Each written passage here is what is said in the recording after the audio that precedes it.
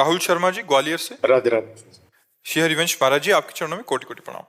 महाराज जी, ध्रुव जी के चरित्र में महाराज जी से सुना है कि उन्होंने नारद जी से प्राप्त मंत्र का 7 दिन 7 रात्रि जप करने से आकाशचारी सिद्धों के दर्शन होने लगे उन्हें। क्या ऐसा अनुभव हमें भी हो सकता है उसी मंत्र को जपने से? क्या ये मंत्र गुरु मंत्र? पर इसमें बात ध्यान रखना, ऐसे मंत्र जपना अलग बात है। परम सिद्ध नारद जी भगवान के अवतार हैं और बड़ा निर्मल हृदय ध्रुव जी का है। 5 वर्ष की अवस्था है और वो आदेश करते हैं कि तुम 7 दिन 7 रात्रि जपोगे तो तुम्हें सिद्धों के दर्शन होंगे। तो इसमें प्रधानता मंत्र जप की नहीं है, इसमें प्रधानता देवर्षि नारद जी के वचन की है कि 7 दिन 7 रात्रि जपने मात्र से जो सिद्ध महापुरुष हैं उनके तुम्हें दर्शन होने लगेंगे। ये सबके लिए नहीं है, ये केवल देवर्षि नारद जी ध्रुव को आदेश कर रहे हैं। तो देवर्षि नारद जी के वचन के प्रभाव से ध्रुव जी को दर्शन हो रहे हैं। नहीं तो 7 दिन मंत्र जप के देख लो आप, ऐसे 7 दिन 7 रात्रि। हाँ, ऐसा नहीं कि व्यर्थ जाएगा, वो कृपा करेगा, किसी सिद्ध गुरुदेव की तरफ ले जाएगा। जब तक पूर्ण पुरुष महापुरुष भगवत प्राप्त महापुरुष नहीं मिलते तब तक ये दिव्य आनंद की अनुभूतियां नहीं होती। नहीं, हाँ, देवर्षि नारद जी भगवान के अवतार हैं। और ध्रुव जी की बात देखो, कितनी जोर की परीक्षा में पास है वो। कह रहे तुम्हें सिंहासन में चढ़ने से रोका था, अभी चलो, बालक का क्या मान अपमान, जो मैं आदेश करूंगा तुम्हें राज सिंहासन दे देंगे महाराज उत्तानपाद। तो उन्होंने कहा नहीं। देवर्षि नारद जी से कहा, मुने आपको पता मेरा क्षत्रिय स्वभाव है, एक बार जो निश्चय कर लिया वो टल नहीं सकता, मैं बन जाऊंगा। बोले वहां भयानक जीव तुम्हें खा डालेंगे। तो बोले भय और प्रलोभन दोनों बातें दिखाई, लेकिन ध्रुव जी तनिक भी विचलित नहीं हुए। तब उन्होंने कहा जाओ, ये 12 मंत्र, यमुना त्रिकाल स्नान, मधुपुरी मथुरा, और यहां जाकर अनुष्ठान करो। 7 दिन 7 रात्रि में दिव्य सिद्धों के दर्शन होंगे और बहुत अल्प काल में तुम्हें भगवत साक्षात्कार हो जाएगा। तो 6 महीने में भगवत साक्षात्कार कर लिया। पर कितना कठिन, सूखे पत्ते, फिर वायु को भी रोक दिया। जो ही वायु को रोका समस्त ब्रह्मांड की वायु रुक गई और भगवान को तत्काल आना पड़ा। तो ध्रुव जी जैसे तो ध्रुव जी, प्रहलाद जैसे तो प्रहलाद जी, नारद जी जैसे तो नारद जी। हम उनकी चरण रज का आश्रय लेकर थोड़ा भजन कर ले, यही हमारे सौभाग्य होंगे। समझ पा रहे आप जी? महाराज जी, एक और प्रश्न है। लीला में प्रवेश प्राप्त संतों को इच्छानुसार लीला दर्शन होते हैं या केवल अपने इष्ट की ही लीला के दर्शन होते हैं, या इस भागवतिक स्थिति में कोई संकल्प विकल्प नहीं होता, लीला इष्ट की इच्छा से ही होती है? एक प्रवाह होता है, कोई संकल्प विकल्प नहीं। यंत्रवत, जैसे कठपुतली उतने नाचती है जितना कठपुतली नचाने वाला होता है, ऐसे ही उस महापुरुष का अंतःकरण केवल श्री भगवान होते हैं। उस समय क्या स्फुरित हो रहा है उसके बस की बात नहीं, कौन सी लीला चल रही ये उसकी सोची हुई बात नहीं। सोच, चाह, इच्छा, संकल्प ये तो साधना में ही नष्ट हो जाते हैं, सिद्ध पुरुष में नहीं रहते। ब्रह्मभूता प्रसन्नात्मा न सोचते न कांक्षते समाः सर्वेषु भूतेषु मद भक्तिम लभते पराम। कोई सोच नहीं, कोई चाह नहीं, बस चल रहा है। रिमोट ठाकुर जी के हाथ में, अंतःकरण रूपी पर्दे पे चल रहा है। अब उसमें जो प्रभु चला रहे हैं, क्या लीला चल रही, क्या उसके द्वारा करवा रहे हैं, क्या उसके द्वारा बुलवा रहे हैं, वो देख रहा है मात्र। हो रहा है, सब हो रहा है। वो ऐसी स्थिति होती कि हो रहा है, वो देख रहा है, ये हम कह रहे हैं, लेकिन वो देख रहा है ऐसा उसे भान भी नहीं है। उसमें इतना डूबा हुआ है कि मैं की भी विस्मृति हो चुकी है, तभी वो लीला में प्रवेश पाता है। अब वो स्वाद ऐसा है, वो रस ऐसा है कि अनिर्वचनीयम प्रेम स्वरूपम, वाणी से कहा नहीं जा सकता। जैसे हमने कई बार कहा है कि प्राकृतिक वस्तु का आनंद भी आप वाणी से नहीं कह सकते। जैसे आपको एक गुलाब जामुन पवाया, बोले कैसा, बोले मीठा, बोले नहीं कैसा मीठा, बोले बहुत मीठा, बोले कैसा बहुत मीठा। तो तीसरा उत्तर होगा आप खा के देख लीजिए, फिर आगे नहीं बोल सकते। तो प्राकृतिक वस्तु भी अनुभव, तो फिर तो चिदानंद लीला है, तो अनुभव गम में भजें जय संता। तो उसमें मैं का विस्मरण हो जाता है। भगवान ही स्वयं उसके हृदय में, भक्त के हृदय में बैठ के विविध प्रकार की लीलाएं कराते हैं। वो आंतरिक दिव्य लीलाएं और बाहरी व्यवहारिक लीलाएं दोनों उसी की, भगवान के हाथ में रिमोट होता है, भगवान ही कराते हैं। किस पर कृपा, किसको उपदेश, किसको शासन, ये सब भगवान करते हैं। देखने में लगता है अमुक भक्त को इस समय बहुत दयामय है, इस समय बहुत गुस्सा है, या वो केवल भगवान है। उस समय भगवान ही सारी लीला कर रहे हैं, बाह्य और आंतरिक दिव्य लीला। उसका अंतःकरण ढांचा केवल दिखाई दे रहा है और अंदर पूरा भगवान का अधिकार हो जाता है। समझ पाए आप? राजेंद्र कुमार गुप्ता जी, राधे राधे महाराज जी, आपके चरणों में कोटि कोटि प्रणाम। महाराज जी, आप सब श्री सदगुरुदेव आचार्य और श्री राधा रानी की कृपा से आनंद कोश का आनंद प्राप्त हो रहा है, परंतु आगे की स्थिति परमानंद की साधक को कैसे प्राप्त होती है? निरंतर स्मृति, निरंतर स्मृति, अखंड अबाध स्मृति, ये हमारी तरफ से है। इस पर प्रयास हमारा, और सब कुछ भगवान की कृपा से सुलभ हो जाएगा। प्रयास हमको करना है कि हमारी स्मृति भगवान से टूटे ना। कभी हम पद गा रहे हैं, कभी कथा सुन रहे हैं, कभी हम भगवान की लीलाओं का भी गायन कर रहे हैं, कभी हम ठाकुर सेवा कर रहे हैं, कभी समाज सेवा कर रहे हैं, पर हमारा चित्त जुड़ा रहे। जैसे गोपीजनों की स्थिति नहीं है कि विक्रेतु कामा खिल गोप कन्या मुरारी पादार्पित चित्तवृत्ति, मुरारी पादार्पित चित्तवृत्ति, लेकिन कार्य दही बेचने जा रहे हैं, चित्तवृत्ति। तो कभी कभी दध्याधिकम मोह वसाद वोचद गोविंद दामोदर माधवेति, कोई गोविंद ले ले, कोई दामोदर ले ले, कोई माधव ले ले, ये पुकार रहे और जा रहे दही बेचने। अब चित्त वृत्ति कृष्णाकार है, भगवदाकार है, तो बोल रहे दही ले, दही की जगह बोल रहे कोई गोविंद ले ले, कोई दामोदर ले ले, कोई माधव। हमारी स्मृति अखंड होनी चाहिए। तो भगवदानंद की जो बाढ़ है वो हृदय में है। आनंद सिंधु मध्य तो वासा, हमारा जो हृदय है वही हृदयेश्वर भगवान विराजमान है, वही निकुंज है, सब कुछ है। नारायण या गौर श्याम को हृदय निकुंज बसइए, ये हृदय निकुंज हमारे उर वृंदावन, और यही सब कुछ प्रकट हो जाएगा। अखंड स्मृति, जो गुरुदेव ने नाम दिया, जो मंत्र दिया, जो वाणी दी, उसी की अखंड स्मृति। बस अखंड स्मृति के लिए हमारा जीवन प्रयत्नशील रहे। आगे तो सब भगवान की तरफ से आता है, ज्ञान विज्ञान स्थिति भाव देह सब उधर से आता है। हमारी तरफ से अखंड स्मृति, बार बार सुमिरन करना। सेवक जी महाराज कह रहे हरिवंश नाम बिसरे न छिन, श्री हरिवंश सहाय भल। एक क्षण भी नाम न बिसरे तो सहायता उनकी है। फिर देखो कैसे परमानंद की बाढ़ आती है। हम हर समय स्मरण परायण रहें, और वो अभ्यास में कई तरह के अभ्यास करने हैं। स्मरण में केवल नाम जप ही नहीं है, उसमें लीला गायन, सेवा, परोपकार, समाज सेवा सब उसमें जुड़ जाता है, क्योंकि हमें इन किन प्रकारेण भगवान से जुड़े रहना है। और इसका फल होता है भगवान की कृपा से निरंतर परमानंद की बाढ़ आना, ये फल है। पहले हम अभ्यास में रत रहे। कृष्ण यादव जी, कोटा राजस्थान। श्री हरिवंश गुरुदेव। श्री हरिवंश महाराज जी, आपके चरणों में कोटि कोटि प्रणाम। गुरु जी, आपने बताया कि नाम में तारण शक्ति है, नाम को चाहे कैसे भी जपो वो हमें समान फल ही प्रदान करेगा। तो गुरु जी, हम ऐसा क्यों कहते हैं कि हमें नाम को एकाग्र होकर जपना चाहिए, और जब हम नाम को एकाग्र होकर जपते हैं तो हमें ज्यादा फायदा क्यों महसूस होता है? फायदा से मतलब नहीं बच्चा। अब हम तुमको खीर पवावें और तुम्हारी एकाग्रता का अपहरण कर ले, अब तुम खीर का स्वाद ले पाओगे? नहीं ले पाओगे ना।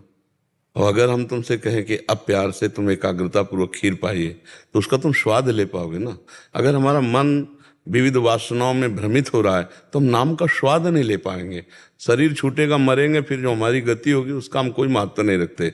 हम रखते हैं जीते जी हमारे अंदर कोई टेंशन न रह जाए और हम एक अद्भुत आनंद में, एक अद्भुत सुख में डूबे। इसके लिए एकाग्रता की आवश्यकता है। तो हम जो नाम जप करेंगे उसमें एकाग्र होंगे तो हमें स्वाद मिलने लगेगा।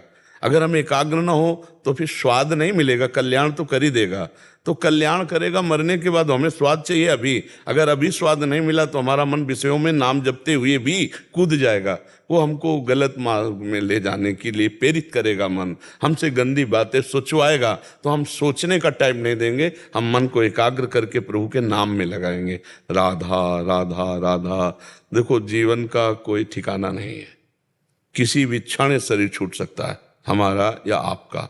मतलब शरीर रोग ग्रसित है तो इसलिए पक्का हो चुका है कि अब जल्दी ही जाने वाला है। ऐसे पता ही नहीं किसी को कब चला जाए। अगर हम नाम का स्वाद अभी न लिए तो हमें मरने के बाद जो कल्याण का है उस पर ज्यादा महत्व नहीं। हमारा महत्व है जीते जी हम निर्विकार होकर भगवान के चिंतन में मस्त हैं। भारी से भारी कष्ट की परिस्थिति में भी हम आनंदित हैं। मृत्यु का भय उपस्थित होने पर भी हमारे अंदर कोई भय न हो, तब तो हम भजन कर रहे हैं। अब चित्त डोलेगा संसार में और नाम जब कर रहे हैं तो हमारे को ये बल थोड़ी मिलेगा निर्भय होना, निश्चिंत होना, निशोक होना, आनंद से प्रफुल्लित हो जाना, रोमांचित हो जाना। इसके लिए कह रहे हैं। देखो बच्चा, जब क्लास में एक में विद्यार्थी की भर्ती होती है और वो पार्टी में गोली डंडा खींचता है तो टीचर कहता है शाबाश और टाफी देता है, लेकिन वो कई दिन अगर वैसे खींचता रहे तो थप्पड़ मारा जाएगा। ये इतने महीने हो गए तो इतना ही चल रहा है। तो प्रारंभ में ये शाबाशी दी जाती है, भाव कुभाव अनख आलसहु नाम जपत मंगल दिस दसहु। ये तो है शाबाशी।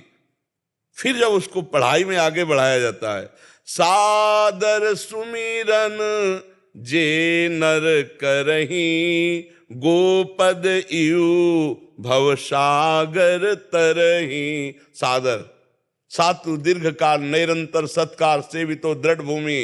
राधा राधा राधा वही दिखाई दे रहा है, वही सोच रहे हैं, वही अंदर बोल रहे हैं, वही सुन रहे हैं। भगवत प्राप्ति बहुत शीघ्र, समस्त पापों का नाश, अंदर कुचिंताओं का नाश, शोक का नाश, बहुत आनंद। नाम जब परम आनंद प्रदान करता है। शुरू तो करे और कहीं एकाग्रता पूर्वक करे तो बहुत जल्दी लाभ मिल जाए। इसलिए कहा जाता है मन लगाकर जप करो। समझ पा रहे हो आप जी? महाराज जी, ऐसे और कार्य करते हुए भी हमारा मन नाम में एकाग्र हो, इसके लिए हमें कैसे अभ्यास करना चाहिए? पहले तो हमें जबान पर ध्यान देना है। 3 प्रकार से नाम जप होता है, वाचिक, उपांश और मानसिक। हम वाचिक राधा राधा राधा राधा राधा राधा राधा राधा राधा राधा राधा राधा धीरे धीरे राधा राधा राधा, जबान चल रही और आवाज बाहर निकल रही। फिर इसको अब हम जप रहे हैं, ऐसा लग रहा है जप रहे हैं, क्या जप रहे हैं पता नहीं। अब इसमें बहुत बढ़िया है, कोई जान भी नहीं सकता और हम कार्य भी कर रहे हैं, सोनी लगा रहे हैं या जो भी कार्य कर रहे हैं, जो भी कार्य कर रहे हैं अंदर ही अंदर जबान से नाम जप कर रहे हैं उपांशु से और कार्य कर रहे हैं। इससे अभ्यास बन जाएगा और जब अभ्यास बन जाता है तो अब देखो चल रहा है, कोई परिचय नहीं कि हम नाम जप कर रहे हैं और अंदर वो चल रहा है। हमारे नेत्रों के सामने ध्यान में वही नाम है और अंदर ना। अब हम सब कार्य कर सकते हैं, आपसे बात भी कर रहे हैं हम। आपके माइंड दिमाग में राधा नाम लिखे, मस्तक में राधा नाम, हमारे दिमाग में लिखा, तुम्हारे मस्तक पे लिखे राधा। अब बात कर रहे हैं आपसे, हमारी दृष्टि में राधा। 1 मिनट के लिए, 1 सेकंड के लिए भी नाम नहीं छूट रहा। अभ्यास अभ्यास अभ्यास योग युक्तेन चेतसा नान्यगामिना। जब हम ऐसा अभ्यास कर लेते हैं कि हमारा चित्त भगवान के नाम के सिवा कहीं जाए ना, तो हर कार्य करते हुए, जब युद्ध करते हुए नाम जब हो सकता है तो हर कार्य करते हुए। उपांश में ज्यादा ध्यान दीजिए, जबान हिले और ओठ बंद रहे, तो इससे बहुत लाभ प्राप्त होता है। समझ रहे हैं आप जी? शशिकला साबू जी, राधा वल्लभ श्री हरिवंश परम पूज्य महाराज जी, आपके चरणों में कोटि कोटि वंदन।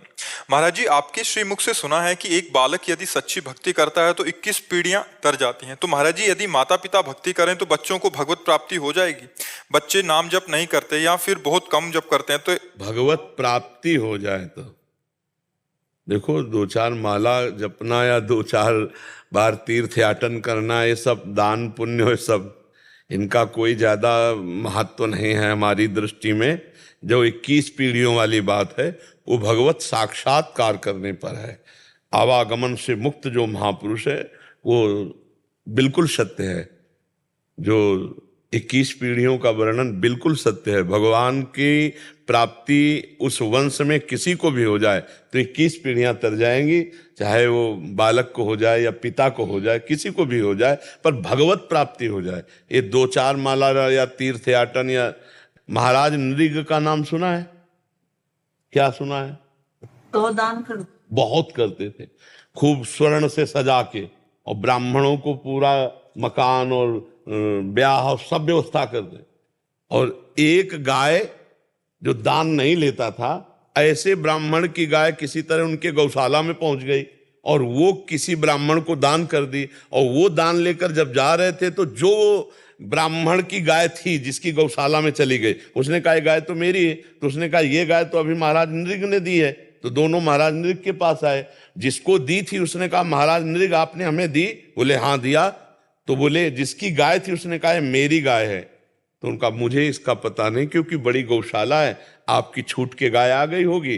तो हमने जिसको दान की है इसको ले जाने दो, 1000 गौएं ले लो। उनका हमने कभी दान लिया नहीं, हम तो अपनी गाय लेंगे। और वो ब्राह्मण हठी जिसने दान लिया था उसने कहा हम लेंगे तो यही गाय लेंगे, नहीं तो हम नहीं लो। उनका 1000 गाय तुम ले लो, छोड़ दो ये गाय। नहीं छोड़ा। बस इतने अपराध का फल हुआ कि वो गिरगिट बने जाके, द्वारिका के कुएं में गिरगिट बने जाके। हमें लगता है कि दान पुण्य जितने सब हैं भगवान को समर्पित करके भजन न किया जाए अगर, तो इनमें इतनी सामर्थ्य नहीं है कि हमारा काम बन जाए। ये तो कहो बहुत से ऐसे सत्कर्म हुए थे कि द्वारिका के कुएं में बने, तो भगवान श्री कृष्ण ने उनका उद्धार किया। तो हमें लगता है कि भगवान का नाम जप करते हुए जब हमारे को भगवत प्राप्ति हो जाए पक्का, फिर तो क्या है, फिर तो 21 पीढ़ियां तरना कोई बड़ी बात है। अरे वैसे भी देखो, सरकारी आदमी के परिवार को सुविधा देती है हमारी भारत सरकार के लिए देती, तो वो तो अखिल सरकार है। ये सुविधा है, एक भगवत प्राप्त हो जाए तो 21 पीढ़ियां भगवत प्राप्त हो जाएंगी, कल्याण उनका हो जाएगा, ये तो पक्का है। तो करो डट के भजन इतना कि भगवान का साक्षात्कार हो जाए। पर ये बहुत कठिन है, खिलवाड़ नहीं है। सब भोगों का विस्मरण करके जब निरंतर भगवत स्मृति में देखो, आप लोग सब बैठे हो, कितनी देर भगवान में टिकते हो? मिनट टिकना कठिन हो जाएगा। देखो ना, भगवान में टिकना, वो फौरन विषय में भाग जाएगा मन, फौरन से संसार के चिंता। वो मन भगवान में आसक्त हो जाए, आसक्त हो गया, मन पंग हो गया भगवान की रूप माधुरी में, लीला माधुरी में, चिंतन में। अब ऐसे महाभागवत से तुम 21 पीढ़ी की बात करो, भगवान कह रहे मम भक्ति युक्तो भुवनम पुनातु। यदि मेरा ऐसा महाभागवत प्रेमी भक्त संकल्प कर ले तो पूरे भुवन का भुवन, लोक का लोक भगवत प्राप्त हो जाए।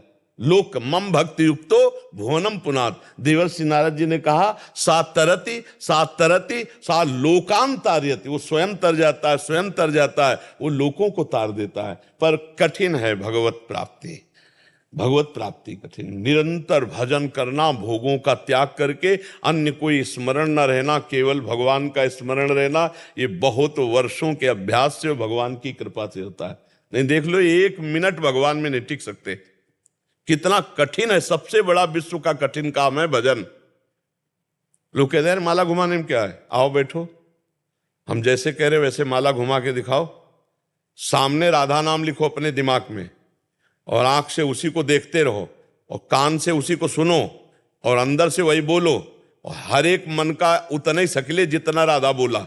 अभी देखो तुम्हारा मन कहेगा ये माला रखा है, और भागेगा संसार में। लगा के देखो, सबसे कठिन काम दुनिया का मन को संसार से हटाकर भगवान में लगाना, सबसे कठिन काम। अब बताओ, है ना कठिन काम? सबसे कठिन काम है मन को भोगों से हटाकर भगवान में लगाना। भोगों में लगाओ, 3 घंटे फिल्म चला लो, बिल्कुल आनंद से बैठे रहोगे, कोई परेशानी नहीं रहेगी। और 3 घंटे कमरा बंद करके माला लो, देख लो कितनी बार आपको खड़ा कर देगा, कितनी बार खिड़की से झकवाएगा, कितनी बार क्या क्या सोचवाएगा, आप देखो ला। तो ये मन को भगवान में लगाना सबसे, और भगवत प्राप्ति तो फिर गुरु कृपा, इष्ट कृपा, निरंतर भजन से इससे हो जाता है। ये धन्यवाद, राधे श्याम, धन्यवाद।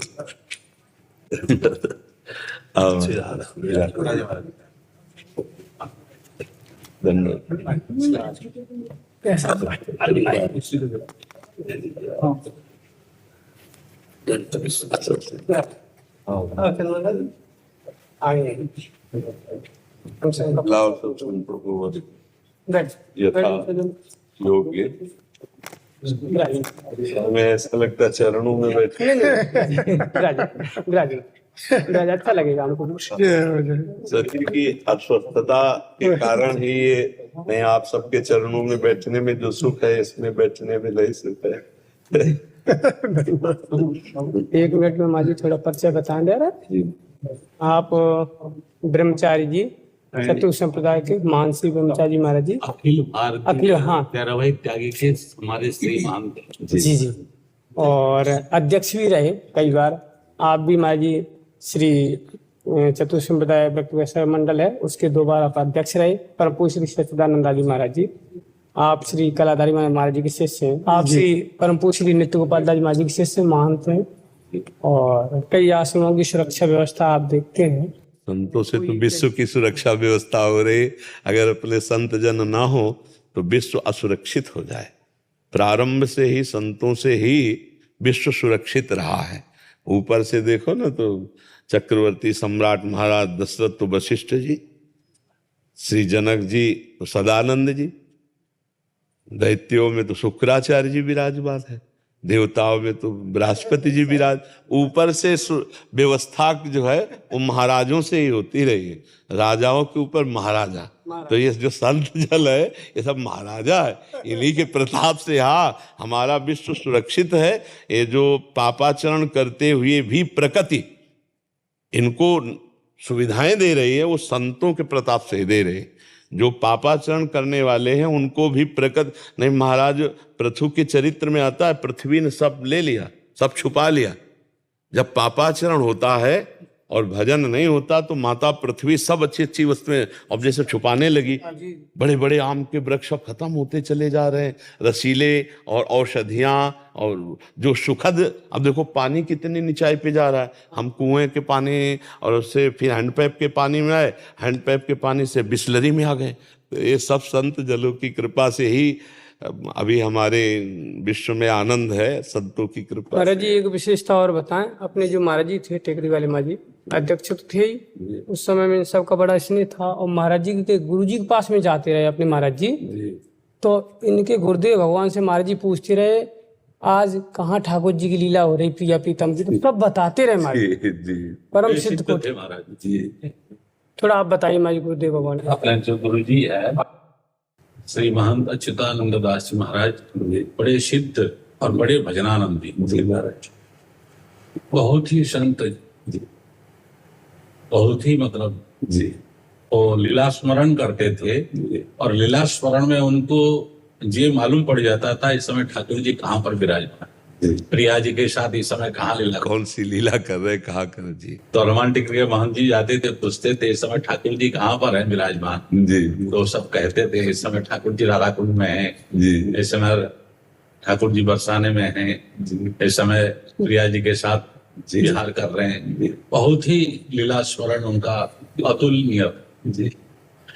जब चित्त का पूर्ण रूप से अपने आराध्य देव में तन्मया स्थिति आती है तो ये स्थिति आ जाती है जहाँ विस्मरण है संसार का और विस्मरण है मैं का भी। तब ये जो स्थिति है ये उपासक के हृदय में अपने आप जागृत हो जाती है। जब तक दासत्व में अहम पूरा समर्पित नहीं होता तब तक ये, और हर ठाकुर जी अलग अलग भक्तों के साथ अलग अलग लीला उसी समय करते हैं। ये भी नहीं कहा जा सकता कि जैसे इस समय आपके साथ अमुक लीला तो उसी समय वही ठाकुर जी दूसरे भक्त के साथ दूसरी लीला कर रहे होते, बड़ा आनंद देते ठाकुर जी। और एक सबसे बड़ी बात है इस कलयुग में जी ठाकुर जी का प्रत्यक्षीकरण बड़ा मुश्किल है जी। महाराज जी बहुत सरल है प्रभु। हम इस विषय पे कहते हैं कि आप संतों के वचन प्रमाण होते हैं। बहुत सरल है प्रभु। इसको आप इसलिए कि हम डर जाएंगे सब। 10,000 वर्ष तक ऐसे खड़े होकर के प्रचेतागण भगवान शिव उपदिष्ट स्तोत्र का गान करते हैं और यहाँ कुछ दिनों में ये आंखों में जो है ना झलकने लगते हैं महाराज। कुछ दिनों हम तो आज जय बोले सत्संग में कलयुग की, इसलिए जय कि जो 10,000 वर्षों की साधना में भी झलक आना दुर्लभ। नाम संकीर्तन, अगर अंदर नाम चल रहा है, नाम संकीर्तन करें तो भगवत साक्षात्कार बहुत सुलभ कलयुग में है महाराज जी, बहुत सुलभ है। इसलिए महाराज भगवान रुद्र ने कहा तुलयाम लवे नापी न स्वर्गम ना भगवत संग संग मरता। जी हाँ, उसी स्तोत्र है। हाँ। मतलब एकदम जैसे हमारे सत्य आपसे कहते हैं, सत्य आपसे परम सत्य कहते हैं। जो कलयुग में संतों के ऊपर भगवान की कृपा है, साधकों के ऊपर, वो अन्य युगों में कभी नहीं हुई। ऐसी कृपा कभी नहीं हुई, क्योंकि रोगी शरीर, मानसिकताएं खराब, छोटी आयु और बलहीनता, और इसमें भी भगवत प्राप्ति हो जाए, इसमें भी भगवत प्राप्त, जहां प्राणों का संयम करके, और यहां प्राण का संयम क्या, high blood pressure, low blood pressure, sugar, क्या क्या, और ऐसे में भी भगवत प्राप्ति हो जाएगी, केवल नाम अगर जीभ से चलता रहे तो।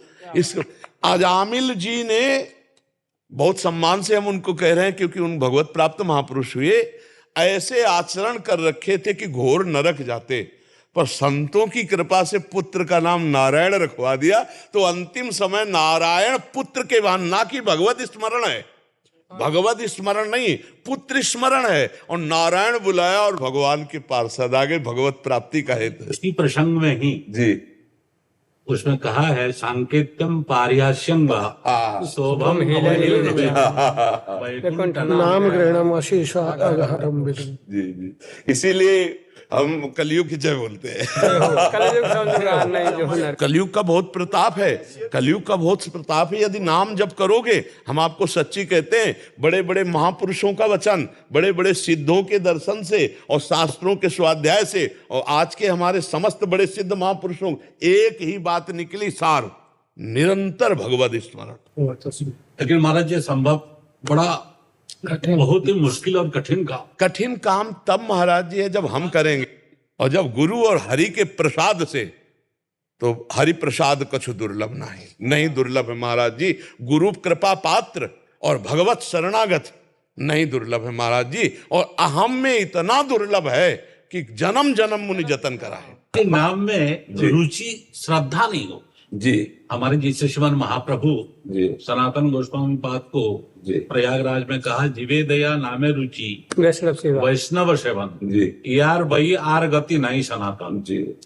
वो नाम में रुचि नहीं होता महाराज जी। अगर हमारा लक्ष्य बन जाए भगवत प्राप्ति सत्संग से, वही जो बड़े बड़े तीर्थयाटन, बड़े बड़े साधन, बड़े बड़े व्रत, बड़े बड़े धर्मानुष्ठान जो समानता नहीं कर सकते सत्संग की, भगवत प्रेमी महात्मा के व्रतांश यज्ञ छंदांश तीर्था नियमा यमा यथा वरुंधेत सत्संगा सर्व संगो पहो इमाम। अगर सत्संग से भगवत प्राप्ति का दृढ़ निश्चय हो जाए और हमारे हृदय में महत्व भगवान का बैठ जाए, महत्व, जैसे अभी हम भक्त अपने को कहते हैं, लेकिन महत्व पूरा भगवान का नहीं होता, तभी विस्मरण हो जाता है। क्योंकि कोई भोग आया और भगवान का विस्मरण हुआ तो भोग महत्वशाली हो गया, ना कि भगवान।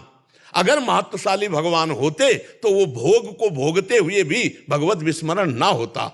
जो आवश्यक विषय है या कोई भी वस्तु है या पदार्थ है, त्रिभुवन की राजलक्ष्मी देने पर भी जो आधे पल के लिए भगवान का विस्मरण न करे, वो महाभागवत है। वही महाभागवत का संग मिल जाए और हमारे हृदय में महत्व बैठ जाए कि मुझे इस जन्म में भगवत प्राप्ति करना है, और भगवत प्राप्ति भगवान नाम जप से होती, भगवत स्मरण से, तो फिर अंदर ही अंदर वो हमारे ऐसे चलेगा कि हम रोकना चाहें तो भी न रोक पाएंगे। जैसे विषयी पुरुष विषय का चिंतन नहीं रोक पाता है, ऐसे ही लक्ष्य दृढ़ हो जाने पर, और ये बिना अभ्यास के हो जाएगा।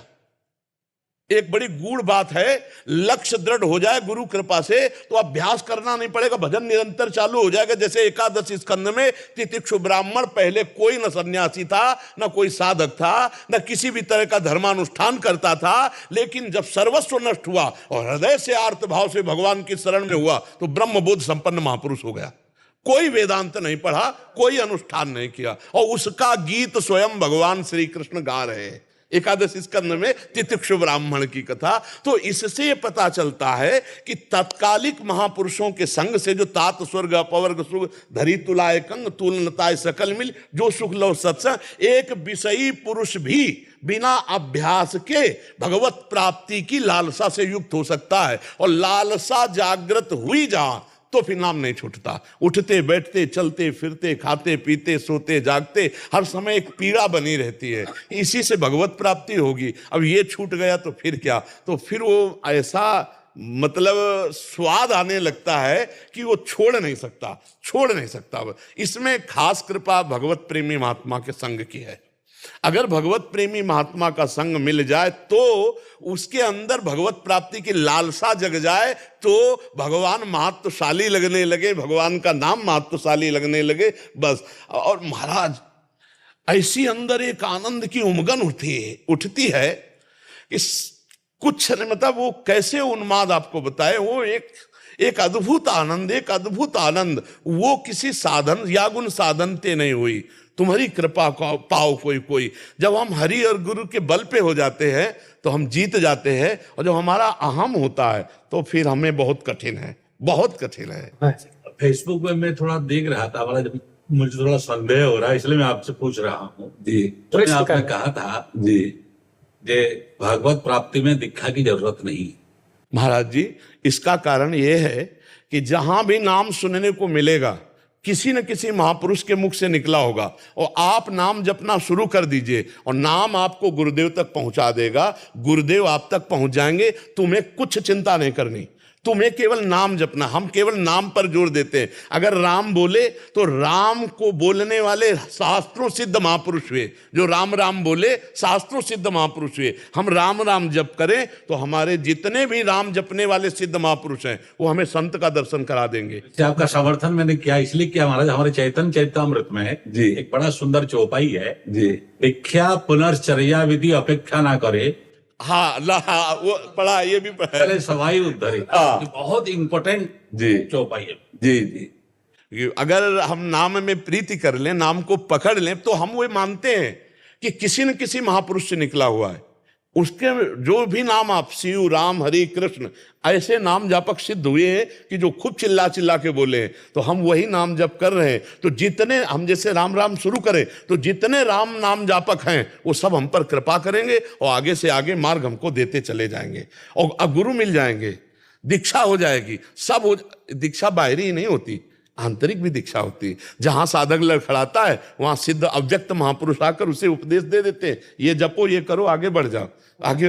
हाँ आगे। तो इसीलिए हम कई बार कहते हैं कि तुम्हें नाम पर केवल ध्यान देना। अच्छा, कंठी बंधवा ली, मंत्र ले लिया और तिलक आदि भागवतिक वेश धारण किए और आप भजन नहीं करते, मनमानी आचरण करते, तो भगवत प्राप्ति नहीं होगी। नहीं, और हम कहते हैं कि मानो कंठी नहीं धारण किए, तिलक नहीं धारण करे और वो खूब राम राम जप रहा है, भगवान मिल जाएंगे। देखो, भगवान को जब पुकारा जाता है तो भगवान पहले संतों के रूप में आते हैं।